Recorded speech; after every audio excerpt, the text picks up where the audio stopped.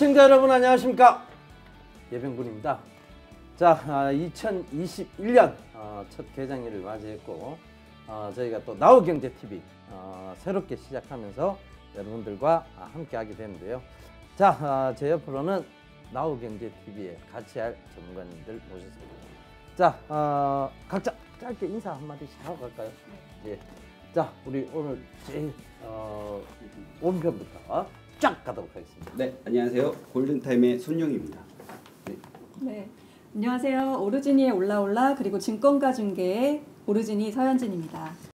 예, 저는 뭐 다 잘 아시겠지만 예병군입니다. 예, 자, 변영인. 자, 여러분들의 계좌를 구해주는 공신왕 변영인 대표입니다. 네, 매일 아침 상한가를 꿈꾸면서 일어나는 주식멘토 민경철입니다.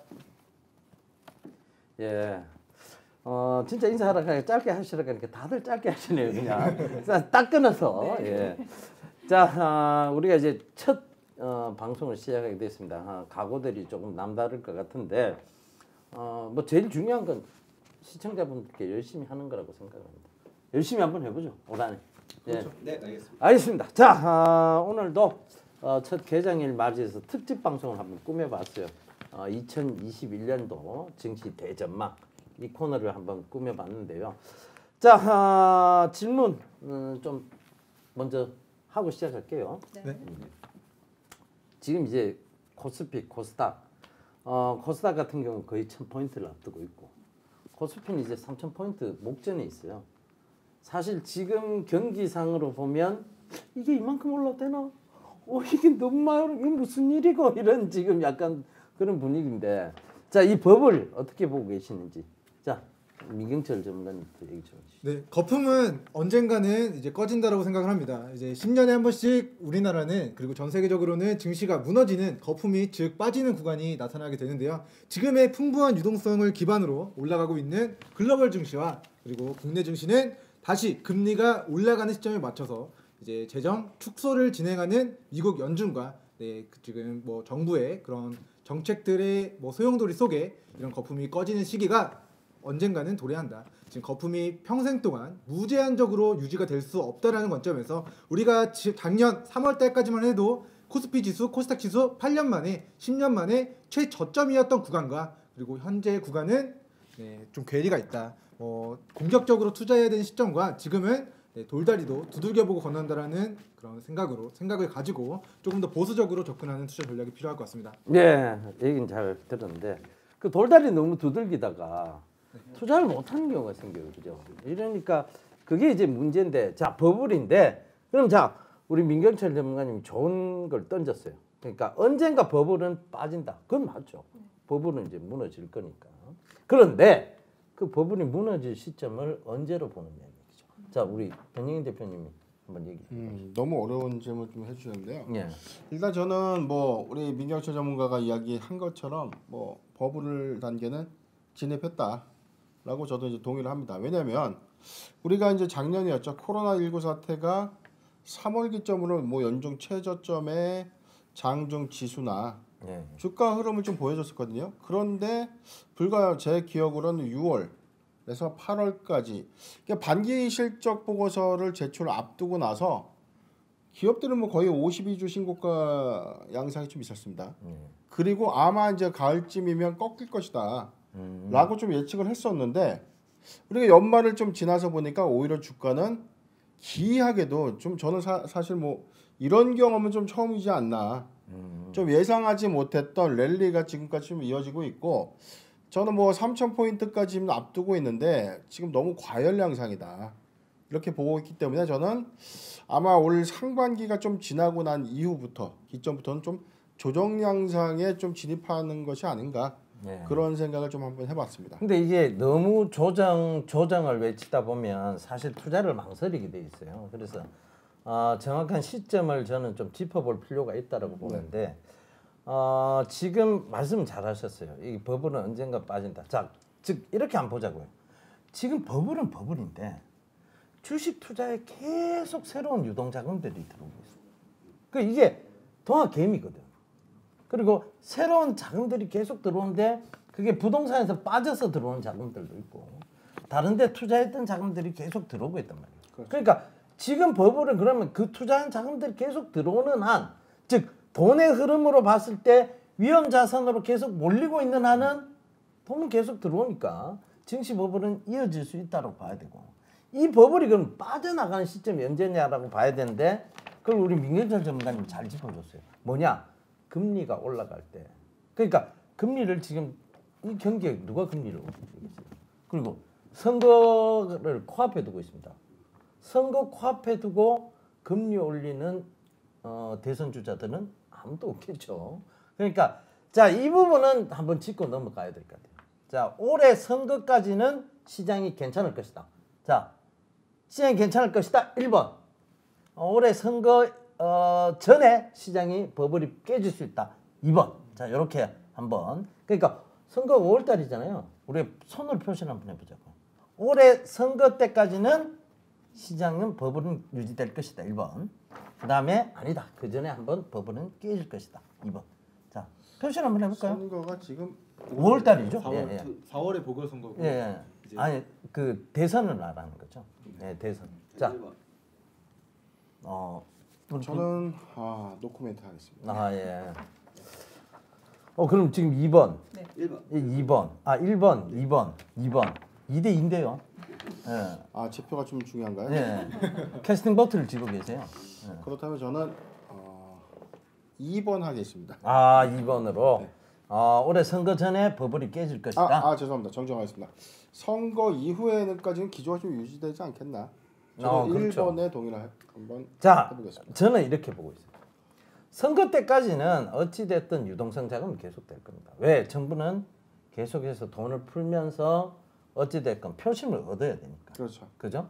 그때까지는 유동성은 계속 지속될 수 있다고 봐야 되는데, 자, 그 이유가 문제예요. 대선 누가 되든 지금 민주당에서 나오시는 분이 되든, 안 그러면 국민의힘에서 되든 누가 되든지 간에 앞사람의 부분, 어려웠던 부분, 지금 뭐 경기가 계속 하강 추세에 있으니까 이 경기에 대한, 그리고 가계부채에 대한 부분들을 아마 후발주자가 떠안고 가지는 않을 거예요. 일단은 같은 당에 있는 사람이 당선돼도 그건 저는 마찬가지로 봅니다. 내가 굳이 왜 앞사람 잘못을 끌어안고 가야 되는 거죠? 그럼 이 내가는 반드시 터뜨린다고 봐야 되는데, 그게 선거 이유가 되지 않겠느냐.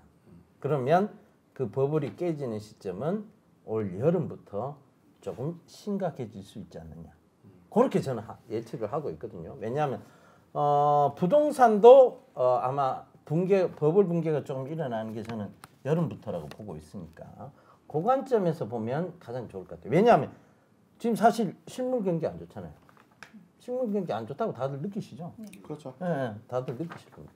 그래서 이 부분은 정확하게, 자, 그럼 우리가 이렇게 좀 결론을 내보자. 인조이 6월, 그러니까 6월까지는 좀 즐겨보자. 7월부터는 좀 조심해보자. 그리고 우리 또 변영인 대표님이 가장 잘 얘기하시는 게 공시를 또 잘 분석하시잖아요. 그러니까 공시, 즉 감사 보고서가 나오는 시즌. 그렇죠. 예. 3월 달까지는 2월 중순부터 봐야죠. 예, 2월 내부 결산 중순, 시점, 그렇죠, 공시 나오는 그렇죠. 시점이죠. 예. 2월 중순, 3월까지는 그렇죠. 코스닥 소형주, 특히 굉장히 차트가 심하게 무너져 있거나, 그 다음에 이유 없이 이제 주가가 계속 하락하는 거, 그렇습니다. 그런 회사들은 일단 좀 조심하고 봐야 된다. 네. 물론 그게 위기가 기회가 될 수도 있긴 있어요. 근데 그렇죠. 굳이 거기에 투자한다는 것은 투기에 가깝다. 이렇게 좀 얘기를 정리를 해볼 수 있겠습니다. 자, 이렇게 일단은 좀 정리를 해놓고, 자, 코스피 얼마까지 갈까요? 코스닥 얼마까지 갈까요? 이 얘기가 좀 중요한 얘기인데, 그럼 버블이 이어진다고 봤을 때 얼마까지 간다고? 우리 손영희 대표님. 저는 코스피는 3,500까지 말이 나오고 3,500, 있는데 예. 요즘에 또 4,000까지도 얘기가 나오더라고요. 그렇죠. 3,500까지는 무난하다고 봅니다. 네, 3,500까지는. 네. 자, 우리 코스닥은 그럼 얼마까지? 코스닥은 1,000포인트? 1,100? 네. 예. 굉장히 코스닥을 좀 보수적으로 잡고 네. 있습니다. 자, 그다음에 우리 서현진 전문가님. 저 같은 경우에는 코스피는 3,200 코스닥은 1,100선으로 생각을 하고 있습니다. 3,200, 1,100.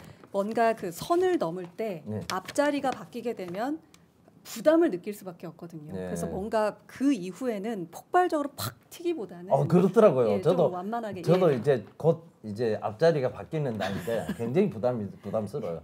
굉장히 지금 50 들어가면 어떡하지 이런 생각. 예. 아직 안 들어졌죠. 네, 아직 안 들어갔죠. 예. 이미 들어간 걸로 알고 계시네. 예.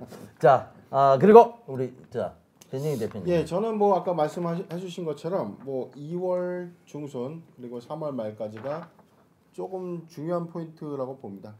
그러니까 그때의 상황, 지수 상황을 좀 보고 예측을 좀 하는데 저는 보수적으로 봤을 때는 3,000포인트에서 3,100포인트까지는 무난하지 않겠는가. 그리고 코스닥도 역시 한 1,100포인트. 저는 좀 보수적으로 잡았던 이유는요. 올해 2월 중순 이후에 내부 결산 시점에 어떤 관리 종목 지정 사유 예상 법인이 한 60개 법인으로 추정이 좀 되고 있거든요. 생각보다 많네요. 예, 올해가 작년보다 좀 더 많다라는 기준 관점에서 우리가 경험상은 항상 2월 중순 이후부터 3월까지는 소위 말하는 공포 장세입니다. 예. 그러니까 장이 공포스러운 거예요. 한계 기업들이 드러나고 기업의 퇴출 요건이라는 어떤 단어들이 언급이 될 때마다 지수가 같이 이제 좀 조정을 좀 받았기 때문에 그 지수 조정 근데 이후에 그 부분도 있지 않을까요? 지금 들어오는 동학개미들은 사실은 정기 결산을 한 번도 맛보지 못한 개미들이거든요. 그렇죠. 그렇다 올해 보니 3월부터 들어왔다면요. 예, 주가가 많이 빠지면 막 어김없이 달려들거든요. 맞습니다. 이때 한번 크게 당하고 나면 조금 위축된 모습들이 보이지 않을까. 그렇죠. 오히려 3월까지는 지금 경험해 보지 못했던 사람들이 오히려 더 달려들어서 버블을 조금 더 이어갈 수 있지는 않을까요? 물론 뭐 지금 기존까지 해왔던 분들은 항상 2, 3월 되면 조심하시는 건 맞아요. 그렇죠. 예, 근데 지금 이제 한 번도 경험을 못 해보신 분들도 있을 거예요. 이 정기감사 시즌. 그죠? 지금 뭐 대표님께서 지적을 좀 잘 해주셨는데 12월 우리가 28일 날 배당 기준일, 그 다음에 그렇죠. 양도세 기준일 때 오히려 좀 주가가 좀 조정을 좀 받을 것이다라는 게 시장의 어떤 예측이었는데 아니었어. 그렇죠. 오히려 지수가 더 상승했죠. 예, 어김없이 반대로 갔거든요. 예. 그러니까 이게 지금 이걸 막강히 바치고 있는 힘들은 이걸 모르는 그렇죠. 기존에 이제 관행되어져 오던 그 주가의 형태를 모르는 사람들의 움직임들이었어요. 그래서 저는 이번 2, 3월도 역시 모르는 사람들의 움직임이 더 강하지 않을까 그렇게 보고. 자, 우리 민경철 전문가님 그럼 지수 포인트 어디까지 보고 있어요? 네, 일단은 그동안 코스피 지수가 단 한 번도 보여주지 못했던 가지 않았던 길을 가고 있기 때문에 그 길을 제가 감히 이 자리에서 예측하기는 어려울 것 같습니다. 하지만 한 가지만 뭐 제가 소수 의견이긴 하지만 조금 보수적으로 말씀을 드리자면 우리 코스피 지수 같은 경우는 이제 말씀해 주셨던 부분처럼 이제 죽느냐 사느냐 내가 투자한 자본이 휴지 조각이 되느냐 안 되느냐의 생사의 갈림길이 2월달, 3월달에 예정되어 있고요. 그리고 코로나 사태로 금지되었던 공매도 금지 사태가 이제 3월 중순부터 공매도 금지가 풀리게 됩니다. 자, 그러면 우리가 선물 옵션을 거래하신 분들은 아시겠지만 이제 선물 옵션 시장에서 선물은 주식의 변동폭의 6배, 7배 정도로 높고요. 그리고 옵션 시장에서는 선물의 변동폭의 4배 이상 변동폭이 크게 나타나게 되는데, 자, 선물 옵션 시장에서 대규모의 고래 자금들이 이제 푸세 베팅을 하고 증시 하방에 베팅을 하고 공매도가 금지 풀리는 시점부터 공매도를 진행해서 보유하고 있는 주식들을 처분해서 증시를 끌어내린다라고 했을 때 뭐 어떻게 본다면 그 한계 기업이 이제 역사 속으로 사라져가는 그 2월달, 3월달 그리고 3월달 중순에 이제 어느 정도 이제 그런 선거 기간도 끝나가는 그 시점과 맞물려서 그리고 이제 공매도가 대량으로 나오게 되는 시점과 맞물려서 코스피 지수가 몇 포인트 가느냐는 상관없이 그 한일 구간에서 비트코인이 뭐 3천만 원 간다, 4천만 원 간다, 5천만 원 간다와 상관없이 결과적으로 거품이 꺼졌을 때 결과적으로는 10분의 1 토막 혹은 복구할 수 없을 만큼 엄청난 손실을 겪게 되는 그런 케이스들이 발생할 수 있기 때문에 알겠습니다. 네. 그러니까 이게 지금 우리 민경철 전문가님은 굳이 우리가 지금 포인트를 짚을 필요가 없다. 지금 얘기를 하고 있는 것 같아요. 전혀 동문서답이었죠. 사실은 포인트를 우리 한번 짚어보자는 얘기였는데, 자, 그러면 사실 이 얘기는 재미없는 얘기예요. 뭐 주가가 포인트가 얼마나 간다. 물론 시장이 안전해야 숲이 그러니까 즉 전체 숲이 안전해야 나무도 안전하겠지만 그걸 짚어보자는 의미에서 우리가 짚었던 거고 그럼 그 나무에 정말 안전한 나무들이 모여 있는 곳 업황을 이제 우리가 한번 짚어볼 차례가 돼요. 2021년도를 대표할 업황 이거다라고 생각하시는 거 있으면 각자 한 업황씩 얘기를 좀 해주셨으면 좋겠어요. 자, 우리 이번에는 반대로 갈까요? 민경재 전문가입니다. 네, 일단 하나만 꼽자면 영순이는 정치 테마주라고 생각을 합니다. 일단은 우리가 5년에 한 번씩 우리 투자자 여러분들께 엄청난 기회로 돌아오는 그런 테마 중에 하나가 정치 테마주고요. 그리고 지난해 그리고 지난 대선, 지지난 대선 웬만한 정치 테마주들 적게는 수백 프로, 많게는 1000% 이상, 4자리 수익률 이상의 상승률을 보이는 종목들이 많았는데 이제 올해 그리고 내년 연초까지만 해서 딱 정치 테마주의 그런 뜨거운 해가 되지 않을까. 좀 요약해서 말씀드리면 작년에는 코로나19 테마주들이 우리 코로나가 증시를 지배했다고 한다면 올해는 이제 정치 테마주가 그 어떤 테마군에 속한 종목군들보다 좀 뜨겁게 움직일 가능성이 알겠습니다. 자, 그러면 정치 테마주는 크게 나눴을 때 네. 인맥 관련주와 네. 정책 관련주가 있어요. 네. 자, 인맥 관련주는 누구 쪽을 보고 계십니까? 일단은 현재 시점으로는 저는 정치적인 그런 색깔과 좀 정치적 색깔은 상관없어요. 무의미하게 그 잠룡으로 봤을 때 누가 이 사람이 대선 주자로서 가장 확실하게 이게 정치 테마주는 이제 정무적인 판단을 계속해서 실시간으로 사건이 생길 때마다 진행을 해야 됩니다. 실제로 지금 이낙연 의원이 지금 연휴 기간 동안 사면한다라는 이슈로 오히려 지지율이 떨어지는 사태들이 발생했기 때문에 앞으로 계속 추적해야겠지만 개인적인 그런 정치적인 색깔과 상관없이 그냥 견해를 밝히자면 이제 여권에서는 이재명 그리고 야권에서는 이제 당 대표에 이번에 선출될 사람이 차기 대권 후보로 올라서게 된다라고 이제 예언을 하고요. 그리고 홍준표 전 자유한국당 당 대표가 지금은 무소속이나 이제 그래도 지금의 후보들 중에서는 가능성이 좀 높지 않다. 알겠습니다. 그러면 정책으로는 정책은 여러 가지가 있을 수 있어요. 그러니까 환경 정책도 나올 수 있고, 그 다음에 거기에 관련된 수소차, 전기차 얘기 나올 수 있겠죠, 그죠? 그 다음에 노인 복지 이런 것도 나올 수 있습니다. 자, 정책은 어디 쪽을? 정책은 여권에서는 때려 죽어도 남북 경협을 빼놓을 수 없다고 생각합니다. 지금 이낙연 의원, 이재명 의원, 이재명 도지사 모든 여권 후보들의 아우라 다 아우를 수 있는 정책이 남북 친한 친북 경협 정책이라고 생각을 합니다. 알겠습니다. 자, 그렇게 그러면 야권에서는?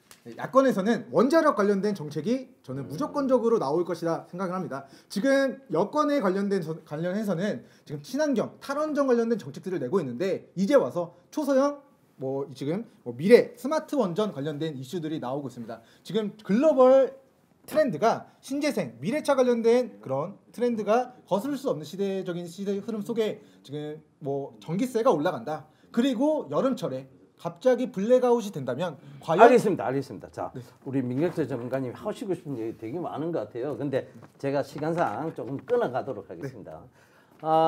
결국은 정책 관련주로서는 그렇게 보고 계신다는 거네요, 그죠?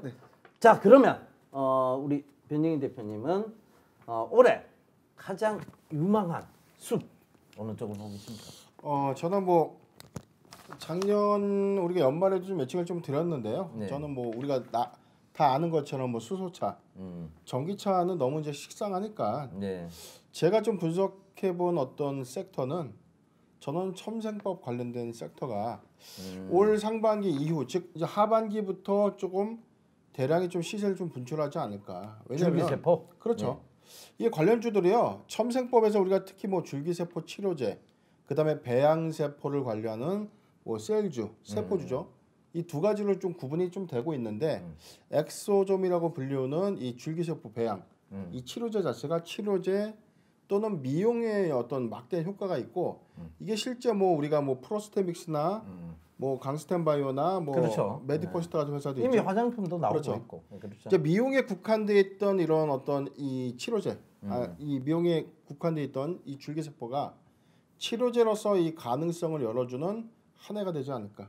관련된 이슈 섹터가 이제 하반기부터는 좀 본격화된 어떤 시세를 좀 만들지 않을까 해서 저는 첨생법 관련주가 좀 괜찮지 않을까. 굉장히 디테일했습니다. 그러니까 우리 변영희 대표님은 바이오 중에서도 첨생법 디테일하게 들어갔네요. 자, 우리 서현진 전문가님.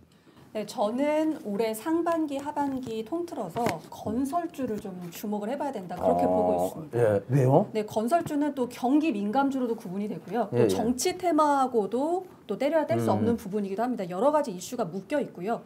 그리고 뭐 다 그런 것은 아니지만 몇몇 대표주를 살펴봤을 때 지금 현재 좀 상당히 저평가되어 있는 구간에 있는 그건 맞죠. 종목들이 예. 있습니다. 그렇기 때문에 건설 대표주에 투자를 했을 때 상대적으로 좀 차익을 볼 수 있는 가능성이 높지 않은가 그렇게 보고 있습니다. 알겠습니다. 네. 지금 빅사이클 만들어내고 있는 반도체 쪽 얘기는 다들 아무도 안 하시네요. 자, 그러면 마지막으로 손영희 대표님은 어떤 나무 군락이 제일 튼튼해 보이시나요? 저는 친환경 쪽에서도 전기차하고 전기차. 모빌리티 모빌리티 쪽을 보고 있습니다. 예. 네네. 모빌리티. 그러면 뭐 이제 자율주행차 관련해서 또 있고 공유 경제로 앞으로 이쪽으로 예. 많이 확대가 될 것 같고요. 예. 또 대기업들이나 그쪽으로 많은 투자를 하고 있어서 네 이쪽을 좋게 그렇죠. 보고 있습니다. 예, 그것도 어느 정도 일리가 있습니다. 제가 종합적으로 저는 이제 조금 얘기를 하자면 지금 이제 4차 산업혁명이잖아요. 4차 산업혁명이라는 것은 합종연횡. 그러니까 한 회사에, 그러니까 지금까지 주력으로 해왔던 회사의 어떤 틀을 벗어나서 그 다른 업황하고 연결되어지는, 즉 우리가 흔히 좋아하는 지금 시대의 어떤 흐름으로 보이는 콜라보, 이런 것들이 많이 이루어질 한 해가 아니냐. 왜? 경기가 어려워지니까 서로 뭉쳐야 된다는 이런 약간의 마음들이 생겼죠. 그래서 최근에 보면 이제 정의선 이제 회장이 이제 그 이재용 삼성전자 부회장하고 회동을 자주 가지면서 삼성 SDI나 SK 이노베이션 이쪽으로 합종 연행해서 우리는 차를 생산할 테니 너희는 배터리를 담당해라. 그죠? 이렇게 되어 있었잖아요. 그리고 지금 최근에 보면 이 바이오 쪽도 이 IT 기기와의 콜라보 이런 게 등장하는 것 같아요. 제가 지금 혈당 체크기가 보통 이제 침을 찔러서 하잖아요. 침을 찔러서 하는데, 자, 이 혈당 체크기는 패치처럼 안에 숨겨요. 패치처럼 여기 지금 여기 딱 붙입니다. 여기 붙이는데 요걸 스마트폰만 딱 갖다 대면 혈당이 딱 나와요. 지금 183. 딱 혈당이 나옵니다. 이게 굉장한 기술 아닙니까? 그죠? 그렇죠. 이게 바로 IT와 바이오를 결합한 콜라보가 아니겠냐. 그러니까 지금부터는 이제 웨어러블 디바이스나 이런 쪽 시장들이 굉장히 커질 것이다. 그리고 또 하나 시대를 좀 잘 봐야 될 것 같은데, 지금 돈을 많이 가지고 계신 분들은 어찌됐든 베이비 부머 세대예요. 그러니까 전후 굉장히 인구가 많았던 세대. 그들이 지금 뭘로 들어갔냐? 은퇴 세대로 들어갔다는 거죠. 그럼 그들의 욕구는 뭐겠어요? 지금 어머님 나이가 어떻게 되세요? 어머님 아버님? 60대 후반 들어가셨어요. 60대 후반 들어가셨어요? 네. 그러면 전후 세대를 그 전 쪽인데요, 그죠? 지금 부모님 연세 어떻게 되세요? 70대. 70. 그쪽 이 정도 전후 세대 아닌데. 자, 부모님 연세. 70대. 예, 많이 늙었네요. 자, 우리 민결저 전문가님 부모님 연세. 60대로 이제 여기에 딱 베이비 부모 세대네요. 이분들, 지금 이분들, 저는 이제 부모님 두 분 다 돌아가셨었고, 여러분들하고 나이 차이가 좀 있죠, 제가. 그러니까. 자, 이분들의 지금 찾아뵈면 이분들의 가장 큰 욕망이 뭐라고 생각하세요? 가장 큰 관심. 건강이겠죠. 건강이죠. 그렇죠. 자식 입장에서도 마찬가지죠. 그렇죠. 건강이죠. 보호를 좀 그러니까 결과적으로 뭐냐면 이분들이 돈을 쥐고 있는데 이분들이 관심 있는 거는 건강이에요. 그러니까 무병장수 시대, 즉 100세 시대의 가장 으뜸은 뭐냐? 안 아프고 내가 오래 사는 거예요. 그 관점에서 아마 정책도 그쪽에 초점을 맞추지 않겠냐. 왜? 그분들이 인구가 제일 많으니까 표를 그분들한테 잡아야 될 거예요. 그러니까 정책 관련주도, 그리고 향후 우리나라에서 그나마 지금 어떤 돈을 벌 수 있는 쪽은 바이오 쪽이 아니냐. 그래서 기관들 사이에서는 그런 얘기도 나와요. 삼성 바이오로직스가 삼성전자만큼 커질 것이다. 이런 얘기도 나오거든요. 근데 그렇게 갔을 때 그러면 삼성 바이오로직스만 커지겠느냐. 그와 걸맞는 지금 우리 IT 공룡들이 많이 탄생했듯이 우리 삼성전자, SK하이닉스, 카카오 지금 이런 IT 공룡들이 많이 등장했잖아요. 그죠? 그렇죠. 그와 삼성 바이오로직스가 그만큼 간다면 이 바이오 공룡들도 등장할 것이다. 그러면 그때는 새로운 신기술을 접목한 의료, 바이오 쪽에 지금 뭐 의료용 로봇도 나오고 있고 작년에 복강경 수술하셨죠? 네, 복강경 그 로봇으로 하는 거잖아요. 그렇죠. 로봇이죠. 예, 예. 그러니까 이런 의료용 로봇도 많이 나오고 있다는 거. 그래서 그런 관점으로 본다면 향후 미래 산업 쪽은 결국은 바이오인데 그 바이오가 IT와 결합한 바이오가 되지 않겠냐. 그래서 로봇, 바이오, 그 다음에 지금 친환경 쪽으로는 뭐 지금 잘 짚어주셨습니다만 전기차, 수소차, 그 다음에 미래차 관점으로 봤을 땐 자율주행차. 이런 섹터들이 조금 더 관심과 주목을 받지 않겠냐. 자, 그 관점에서 하나만 더 짚어보자고요. 지금 코로나 시대잖아요. 네. 뭐 건강보조제 같은 거 먹고 계세요? 네, 많이 먹고 있습니다. 아, 많이 먹고 있어요? 네, 많이 먹고 있습니다. 우리 손인진 전문가님. 저도 먹고 있습니다. 아, 건강보조제? 예. 전혀 안 먹을 것 같은 우리 변영인 대표님은. 저뭐 없어서 못 먹습니다. 네. 아, 있으면 먹는다는 얘기예요? 네, 주십시오. 예. 우리 민경철 전문가님은 혼자 이 홍삼 많이 까드시고 계시더라고요. 건강보조제 많이 챙기고 있어요. 자, 그러면 이게 코로나 시대니까 우리가 짚어볼 수밖에 없습니다. 자, 코로나 시대가 처음 터졌을 때 가장 먼저 갖는 게 손세정제, 마스크, 진단키트 시장이에요. 그게 이제 넘어와서 지금은 백신, 치료제 시장으로 넘어갔고, 그렇죠. 그다음 이 다음 시장 이게 궁금한 거잖아요. 그 당시에 언택트가 활발히 되면서 로봇도 한번 갔었고 그렇지만 로봇은 꾸준하게 가지는 못했어요. 결과적으로 꾸준하게 갔던 섹터는 손세정제, 마스크, 진단키트, 그 다음은 지금 치료제, 백신이죠. 그 다음, 자, 이 코로나 시대가 언젠가는 끝날 것 같아요. 저는 뭐 백신을 지금 한참 접종하고 있으니까 곧 끝난다고 봤을 때 네. 그러면 이 포스트 코로나 시대, 즉 코로나 시대가 끝나고 난 이후의 세상 우리가 안 짚어볼 수 없겠죠, 그죠? 자, 이번에 반대로 한번 가볼게요.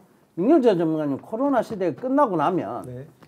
어떤 업황들이 좀 주목을 받을 것 같아요? 일단은 그 동안에 힘들었던 업황들이 뭐 자연적으로 이제 빅바스라고 하죠. 이제 구조조정이 다 이루어지면서 이제 실적이 턴 어라운드 되는 현상들이 나타날 것 같습니다. 뭐 예를 들면 아시아나항공이 뭐 역사 속으로 사라져 갈 뻔하다가 뭐 대한항공이 인수를 해서 결과적으로는 우리나라 점유율 50%를 넘는 그런 점유율을 확보한 상태로 만약에 기업이 존속이 된다, 유지가 된다. 그런데 코로나가 끝났다라고 했을 때 우리나라 사람들과 전 세계 사람들이 다시 왕래가 이루어지게 되면 그 점유율을 기반으로 다시 기업이 실적이 정상화가 되게 되는 시점에는 지금 코로나19 사태로 가장 큰 피해를 봤던 가장 힘들어했던 그런 업황에 위치한 기업들 중에서 망할 기업들은 망하고 구조조정돼서 살아남는 일부 기업들이 높은 점유율을 바탕으로 우리 시장에서 좀 주도적인 상승을 좀 보일 수 있을 것이다. 이렇게 좀 전망을 하되 이 부분은 첫 번째 코로나가 언제 끝날지 모른다라는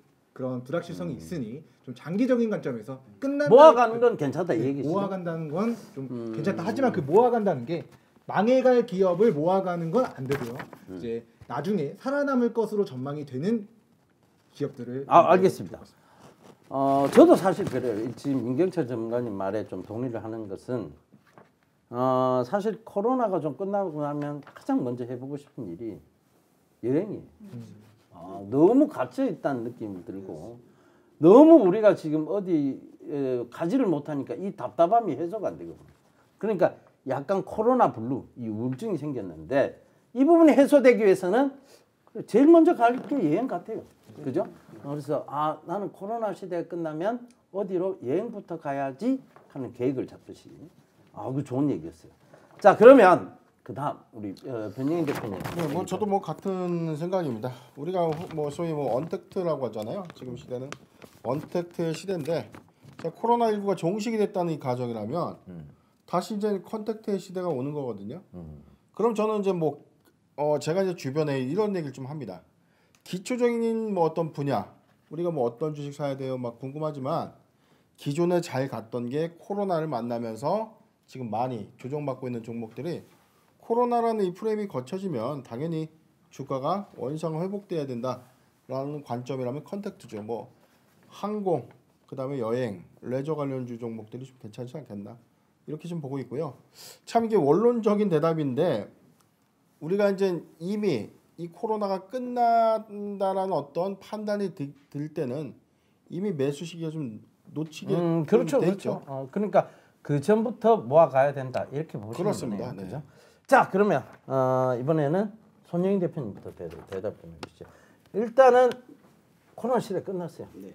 그럼 제일 먼저 하고 싶은 일, 그다음에 내가 이런 걸 하고 싶으니까 이쪽이 좀 더 활성화될 것 같다. 이런 거 있습니까? 저도 여행이었는데요. 네. 여행을 가서 이제 면세점을 이용한 면세점. 그쪽 산업과 네. 또 카지노 네. 그쪽 산업이 좀 호텔 신라, 뭐 파라다이스, GKL 이런 회사를 얘기하시는 것 같아요. 네. 그죠? 좋은 의견입니다. 그것도. 자, 우리 서현진 전문가님. 역시 코로나가 끝나고 나면 예쁘게 꾸미고 싶을 것 같습니다.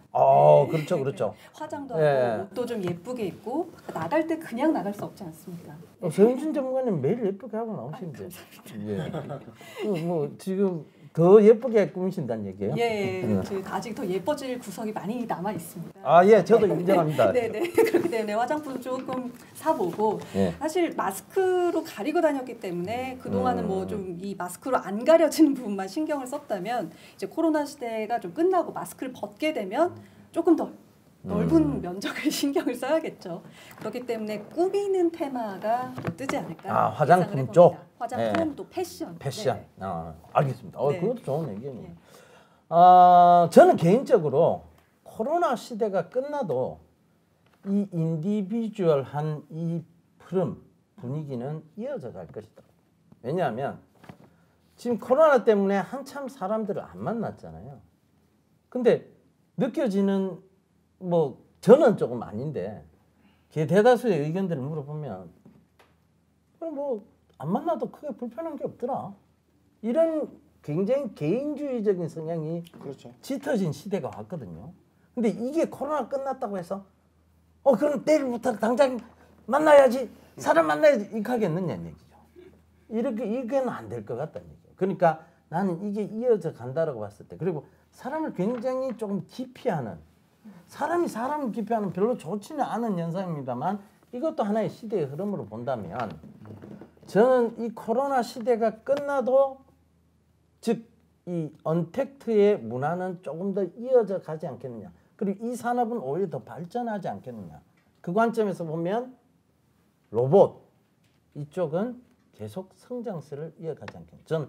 저는 여러분들 의견에도 다 동의하고 저는 로봇 쪽에도 조금 더 관심을, 즉 코로나 시대에도 맞지만 코로나 이후 시대에도 맞는 산업은 로봇 산업이 아니겠냐. 저는 그렇게 보고 있습니다. 자, 이렇게 좀 정리를 해요. 저는 뭐 로봇 관련주 중에서는 뭐 여러 가지 있잖아요. T-로보틱스, 로보티즈, 그다음에 유진 로봇, 그다음에 RS 오토메이션, 뭐 이런 회사들이 있습니다. 그죠? 로보스타도 있고. 자, 이런 회사들을 조금 지속적으로 코로나 이후 시대에도 잘 간다고 봤을 때 좀 지속적으로 보시는 게 맞지 않느냐. 그렇게 지금 좀 말씀드리겠습니다. 자, 그러면 우리가 이제 하나만 좀 더 짚고 넘어가죠. 어찌됐든 미국 대선에서는 바이든 후보가 이겼습니다. 이 바이든 후보는 예부터 친환경 쪽에 가까웠거든요. 친환경주들이 벌써 들썩이고는 있어요, 사실상. 근데 저는 그 생각도 좀 들어요. 우리가 친환경 이 얘기 계속하면서 북극에 빙하가 녹아갖고 북극곰이 살기가 힘들고 뭐 이런 얘기를 하잖아요. 지금 사실 지구온난화 느끼세요? 지금 이렇게 추운데? 이 지구온난화는 어떤 음모론이 아닌가. 컨스피러시 시어리가 아니냐. 그럼 나는 그런 생각도 좀 들어요. 왜냐하면 지구 온난화인데 왜 이렇게 춥냐고요. 예, 엄청 춥잖아요. 옛날보다 더 추운 거 같아요. 어떤 것 같아요? 체감이죠. 체감? 예전 그렇죠. 제가 한 15년 전, 20년 전만 해도 예. 그때 영하 10도 이상씩 그때 내려갔었어요. 더 추웠죠. 군대 있을 때 생각하면 더 추웠던 것 제 같아요. 경험상 예, 그랬던 그건 체감이죠. 그러니까. 예, 군대 있을 때 항상 춥죠. 마음도 춥고 몸도 한강이 춥고. 계속 얼어 있었잖아요. 그때 예. 한강이 얼었는데 요즘은 강이 얼진 않지 않나. 그런 걸 보면 체감상 춥게는 느껴지지만 그리고 옛날보단 좀 많이 올라가지 않았나 온도가. 그런 거로 보면 그 말씀도 어느 정도 일리는 있는데 올 여름이 전혀 안 더웠어요, 그죠? 그러니까 올 여름 전혀 안 더웠고 올 겨울이 이렇게 춥다 보니까 저는 지구 온난화 글쎄 이런 생각이 자꾸 들거든요. 근데 어찌 됐든 이 바이든 후보가 당선되면서 친환경 관련주들 이쪽이 태양광이나 풍력이나 이런 쪽들이 관심을 갖는 것도 사실입니다. 자, 이 앞으로 태양광, 풍력, 그다음에 이런 뭐 수소차는 당연히 다 이제 현실화되어 있는 거고 이쪽 섹터가 갈 거라고 보시는지에 대해서 자유롭게 얘기를 좀 해봤으면 좋겠습니다.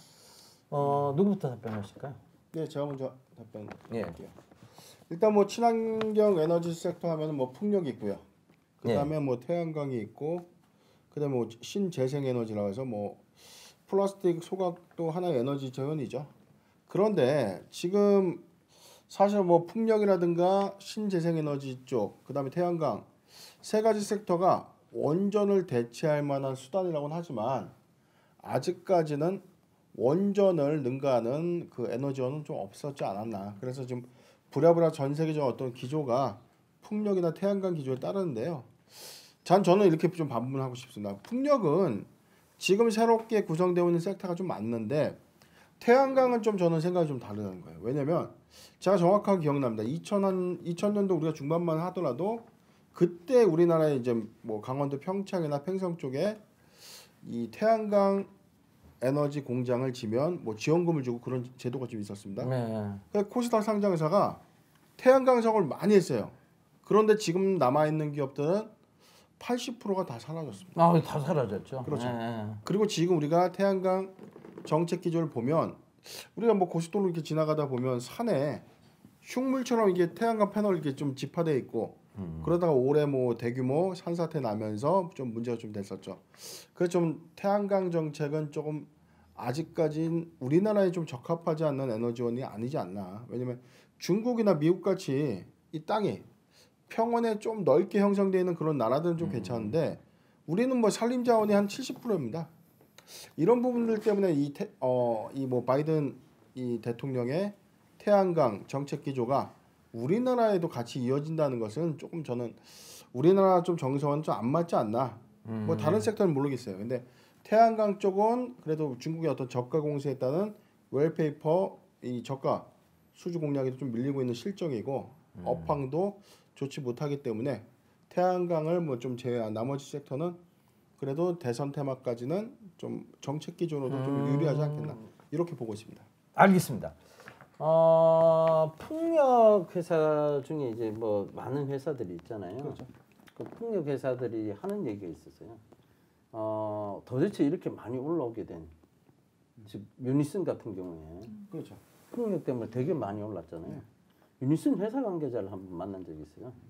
그래서 아니 도대체 이렇게 많이 누가 이 기관들이 이렇게 많이 사는 겁니까? 하니까 그분이 이제 그렇게 되더라고요. 저희 수급은 문재인 대통령입니다. 예, 그런 얘기를 하더라고요. 결국은 모멘텀 자체가 문재인 대통령이 그만큼 정책적으로 강조를 했기 때문에 그렇죠. 올라오게 됐다. 이 얘기를 하는 것 같아요. 그러니까 자 그런 관점에서 보면 지금 풍력이나 지금 말씀 잘 짚어주셨는데 사실 우리나라의 어떤 제반 사정상 땅이 크게 넓지 않아요, 그죠? 그러니까 태양광 쪽보다는 풍력은 뭐 바다에도 세울 수 있고, 그죠? 그러니까 풍력은 오히려 바람은 우리가 조금 제주도 같은 경우는 삼다 유명하잖아요, 그죠? 바람, 돌, 여자, 그죠? 그러니까 바람이 그렇게 많이 부는 쪽이니까 오히려 풍력 발전 쪽은 오히려 조금 가능성이 있지 않겠느냐 그런 생각이 듭니다. 풍력 발전과 관련해서 그 회사를 잠깐 좀 짚고 넘어갔으면 좋겠는데 제가 얼마 전에 대한그린파워를 방문한 적이 있어요. 이 대한그린파워의 신동희 대표님 잠깐 만난 적이 있는데 지금 중국 회사하고 뭐 딜을 하고 있는 것 같아요. 그건 이제 제가 느낌상인데 이 딜이 만약 성공만 한다면 현대중공업만큼 커질 수 있다. 이 회사가. 그 생각도 좀 들어요. 특종 아닙니까? 이거? 네, 그건 좀 특종인데 아직까지는 뭐 루머에 불과할 뿐이고 저희가 또 전문가로서 더욱더 열심히 뛰어서 사실관계를 확인해야 되겠죠. 그러니까 그런 부분들을 조금 보시면 좋을 것 같아요. 그러니까 지금은 어찌됐든 유니슨이 대장이지만 정말 이런 부분들이 나오기 시작한다면 그리고 수율 자체가 좀 제대로 나오는 회사가 나오기 시작한다면 이게 대장으로 등극을 할 수도 있거든요. 그러니까 그런 부분들은 시장은 우리 민경철 전문가님 말씀처럼 계속 유동성 있게 변하니까 그 변화에 잘 적응을 해야 되겠죠. 그러니까 그 부분을 좀 잘 살펴봐야 될 것 같습니다.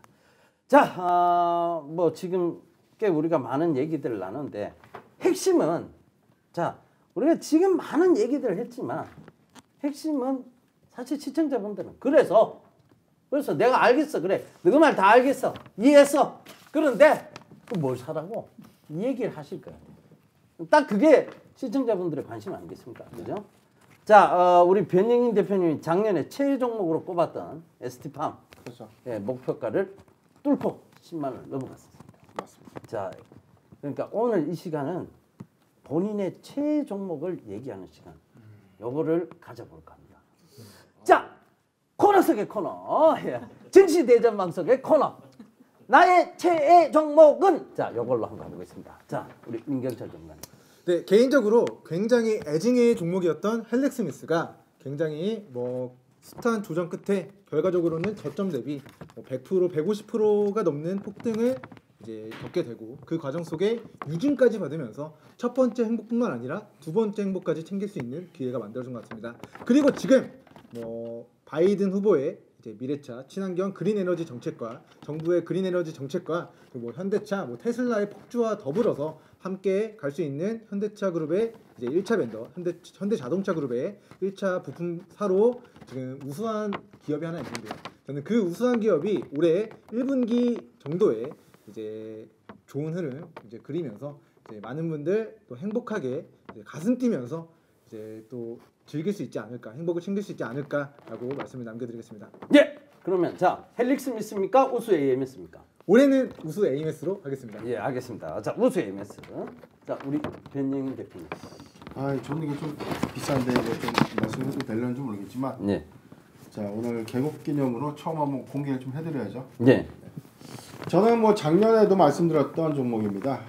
저는 단연 첨보를 좀 추천해드리는데요. 자, 첨보는 연간 500톤 규모의 이 마법의 가루죠.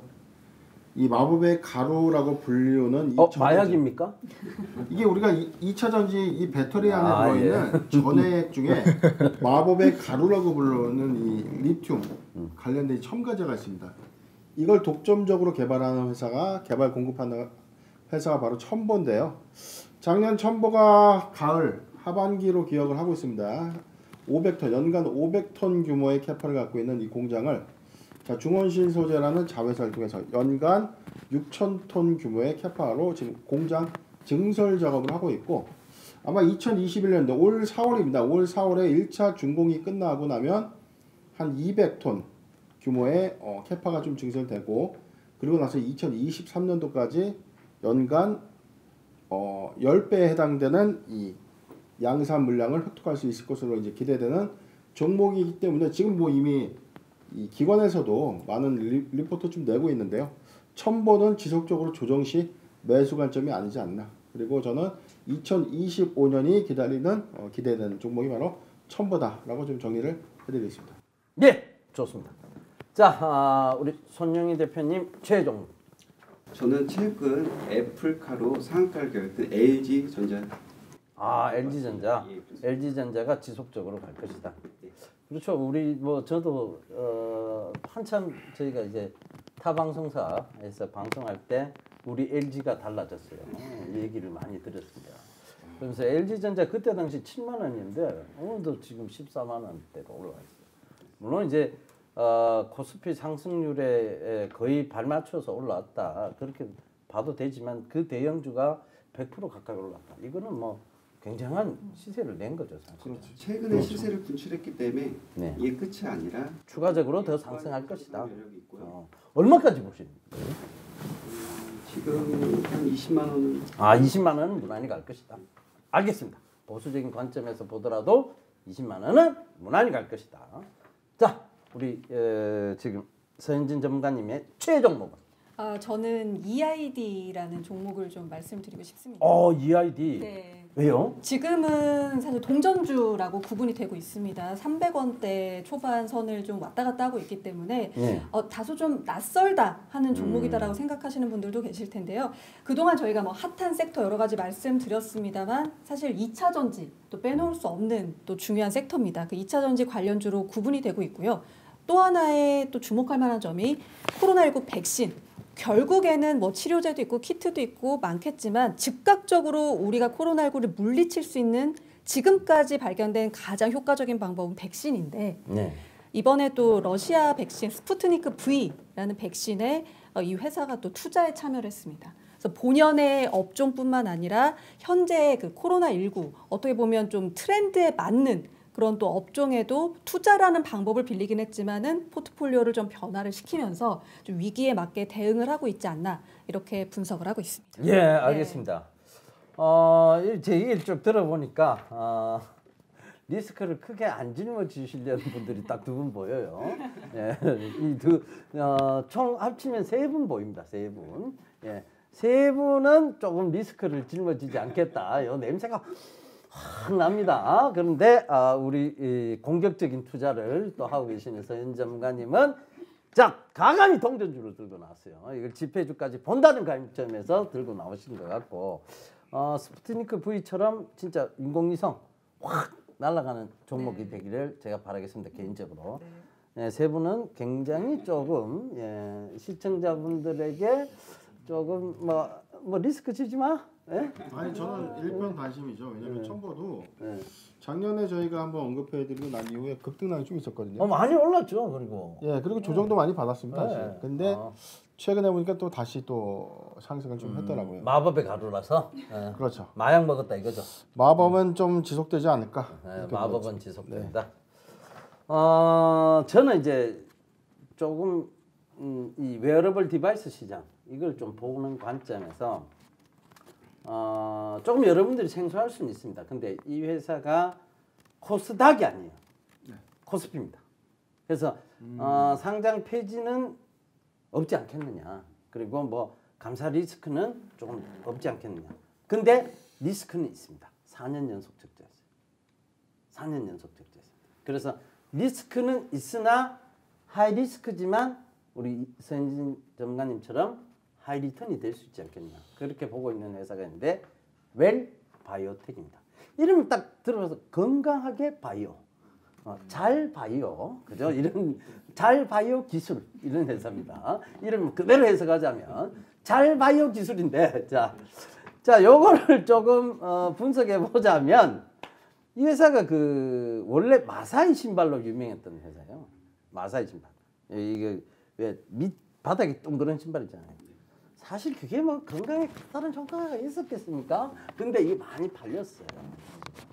많이 팔렸는데 이 회사가 지금 준비하고 있는 것이 제가 알고 있기로는 안티 디멘시아, 즉 신발에다가 신발에다가 이 스마트폰 연동 장치를 해서 치매를 사전에 조금 사전 감지할 수 있다.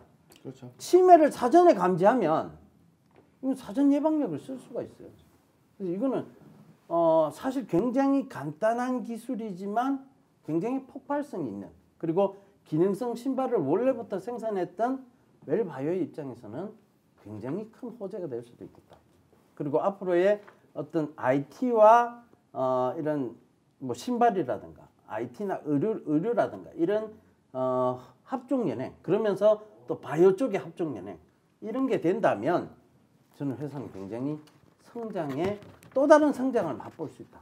이렇게 좀 볼 수 있을 것 같아요.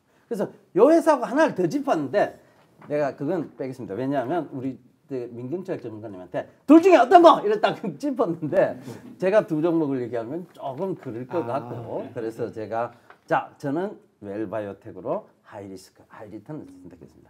세 분은 조금 안전한 거, 우리 둘은 조금 위험하지만 좀 성장성. 즉, 뭐 앞으로 종목 많으니까. 네. 뭐 많이 얘기하겠다. 얘기를 하시는 거죠. 뭐 발굴해봐야죠. 네.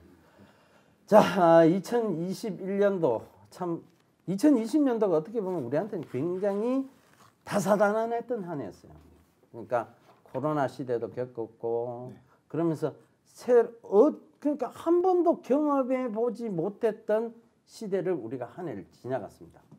그러면서 오히려 주식시장에서는 굉장히 큰 기회의 장이었고 그래서 제가 그 코로나 시대 때 아마 우리 민경철 전문가님한테도 얘기했고 그때 손영희 대표님이 안 계셨고 우리 서현진 전문가님도 안 계셨는데 민경철 전문가 그리고 우리 변영인 대표님한테는 얘기를 했어요. 아마 올해와 내년까지가 즉 그러니까 작년이었으니까 작년과 올해까지가 주식시장에서는 굉장한 기회의 장이 될 거다. 이런 얘기를 드렸었는데 기억나세요? 네, 기억합니다. 네. 그래서 올해까지 기회 장이다 이렇게 보고 정말 이 기회를 잘 살려가야 되겠죠. 자, 올 한 해를 각오 내가 이래 해보겠다 이 각오 한번 내가 앞으로 여러분들한테 내가 이래 해보겠다. 그래서 많이 좀 봐달라. 유튜브 구독 좋아요 이거 눌러달라 이런 관점에서 여러분들 한마디씩 탁 해주셨으면 좋겠습니다. 자. 이번에 반대로 갈까요? 우리 손영희 대표님부터 자신감 있게 한마디 해주시죠. 네, 손영희의 골든타임입니다. 스치면 갈 수 있는 종목들만 엄선하고 엄선해서 알려드리고 투자 노하우까지 팍팍 알려드릴 테니까 많은 시청 부탁드리겠습니다. 좋아요, 구독 눌러야 되네요. 좋아요, 구독 꼭 눌러주십시오. 예, 알겠습니다. 손영희의 골든타임 스치면 간다. 예, 자, 이걸로 얘기를 했습니다. 우리 서현진 전문가님의 각오도 들어보겠는데요. 뭐 무조건 올라갑니다. 예, 오르지니. 자, 우리 서현진 전문가님 얘기 들어보도록 하겠습니다. 네, 저는 프로그램 2개를 홍보를 하도록 하겠습니다. 맨 처음에는 오를 때까지 끝도 없이 올랐으면 좋겠다라는 의미에서 오르지니의 올라. 지난주에 어떤 섹터가 떴는지를 알면 이번 주에 또 어떤 섹터가 뜰지 알 수 있습니다. 제가 정확하게 짚어드릴 거고요. 그리고 두 번째로는 서현진의 증권가 중개. 또 한 주의 소식을 명확하게 알면요. 또 주식시장에 큰 흐름이 보입니다. 또 여기에 한 가지 더. 알짜배기 종목들. 그동안 여러분들이 미처 알지 못했던 또 숨어 있었던 그런 종목들을 싹 찾아서 같이 나누도록 하겠습니다. 자, 좋아요, 구독 꼭 눌러주시고 많은 시청 부탁드리겠습니다. 예, 알겠습니다. 제가 눌러드릴게요. 네, 좋아요, 감사합니다. 구독하기. 자, 우리 민경철 전문가님. 네, 매일 아침 상한가를 꿈꾸면서 일어나고 있는데 올해는 조금 더 그 꿈이 현실화되는 날이 많았으면 좋겠습니다. 그리고 그렇게 현실화되었을 때 여러분들에게 행복을 조금 더 많이 안겨드릴 수 있었으면 좋겠습니다. 감사합니다. 네, 상한가를 꿈꾼다는 얘기죠. 네. 꿈만 꾸는 건 아니죠. 뭐 작년에는 뭐 실제로 많이 잡기도 했습니다만 알겠습니다. 올해는 이제 우수한 종목이 좀 더 잘 갔으면 좋겠습니다. 예, 계속 우수를 가져가시네. 예, 우수하십니다, 진짜. 자, 우리 변영희 대표님. 뭐 작년에 제가 모 매체를 통해서 좀 잘 들었습니다. 죄송합니다. 좋아요, 구독 감사합니다. 네. 예, 아니요, 우리 변영희 대표님의 그 특징, 누구도 범접할 수 없는 이 특징이 있다면 공시를 정확하게 분석하세요. 그러니까 그걸 다시 한번 얘기해 주시죠. 병 주고 약 주시는 거. 아닙니다. 제가 실수했습니다. 죄송합니다. 작년에 저희가 모 경제방송 통해서 이 공시라는 주제로 한번 좀 이사를 좀 드렸었고요. 아마 작년에 제가 이런 말을 좀 한번 해드렸던 것 같습니다. 저희 이제 회원들한테 1년의 농사는 딱 2번만 잘 지면 된다는 겁니다. 그러니까 종목 우리가 저는 좀 많이 하는 거 좀 싫어하고 상반기 하나, 하반기 하나 잘 하는데 기가 막히게 좀 잘 발굴해서 여러분들의 수익을 좀 챙겨 드리도록 노력하겠습니다. 예. 그렇죠. 공시를 보면 그렇죠. 답이 보이시니까. 답은 좀 안 나오는데 네. 저희 뭐 어벤져스 팀의 이제 수장이 잘 이끌어 주실 거라 믿기 때문에 네. 좀 제가 좀 하나 건질 수 있었지 않았나라고 네. 생각하고 있습니다. 제가 이렇게 되면 제가 이제 정말 나쁜 놈이 되거든요. 이게 자기는 이제 본인이 착한 걸로 싹 밀어붙였고, 저는 이제 디스를 사겠는데 여기서 띄워줘 버리면 내만 나쁜 놈이 되는 거죠. 예, 알겠습니다. 사람 죽이는 방법도 가지가지입니다. 예. 자, 저는 작년에 여러분들과 보면서 이제 신문 읽어주는 남자. 그러니까 그건 제가 뭐 예전에 한국경제TV 때도 서울경제TV 때도 계속 해왔던 컨텐츠예요. 근데 이제 그거를 더욱더 좀 특화시켜서 그리고 굉장히 오래 하다 보니 이젠 신문만 봐도 막 그 매지가이처럼 종목이 막 신문 보고 있으면 종목이 쫙 올라옵니다. 그래서 그런 신문 읽어주는 남자를 계속해서 올해도 여러분들께 그 신문을 통해서 앞으로 가야 될 방향성 그리고 시장의 흐름 그리고 업황의 리사이클링 이런 것들을 명확하게 좀 짚어드리도록 하겠습니다. 저는요 다른 거 없습니다. 올 한 해 가장 큰 꿈은 큰 꿈 아니에요. 작고 야무진 소망은 저희가 뭐 여기서 자산이 뭐 작고 야무진 소망입니다. 큰 거 아니에요. 자산이 2배에서 3배까지는 불어났으면 좋겠다. 네, 작고 야무지죠, 그죠? 네, 아주 작고 야무집니다. 자, 요 관점에서 좀 말씀드리겠고, 그러기 위해서 더욱더 저희가 여러분들 자산을 2배, 3배로 불려드리기 위해서 노력하도록 하겠습니다. 자, 한 시간이 금방 지나갔어요, 그죠? 진짜 우리가 올 한 해는 2021년도. 자, 우리 손영희 대표님 띠가 어떻게 되세요? 전 원숭이띠입니다. 원숭이띠. 네. 그런 거 보니까 약간 예. 자, 우리 서현진 전문가님 띠가 어떻게? 네, 전 쥐띠입니다. 쥐띠. 네. 쥐띠. 그러고 보니 자, 우리 민경철 전문가님은 저도 원숭이띠입니다. 원숭이띠요? 네. 그럼 동갑? 동갑입니다. 띠동갑. 예. 자, 우리 변영희 대표님. 자, 그다음 변영희 대표님 띠가 어떻게? 좀 확실하게 되지. 확실히 알겠습니다. 되지요? 아니. 무슨 띠세요? 양띠입니다. 양. 양띠. 우리 털을 좀 밀고 왔어요. 변영희 대표님이 굉장히 양같이 순한 사람이었네요. 그러고 보니까. 제가 알아맞힐 것 같아요. 저. 용띠 아니십니까? 전혀 아닙니다. 저 용띠일 수가 없어요. 소띠. 저 열심히 일만 하는 거예요. 네. 자, 올해가 소해해입니다. 기축년이죠. 자, 그 소해해에 걸맞는 전문가. 저 예병군입니다.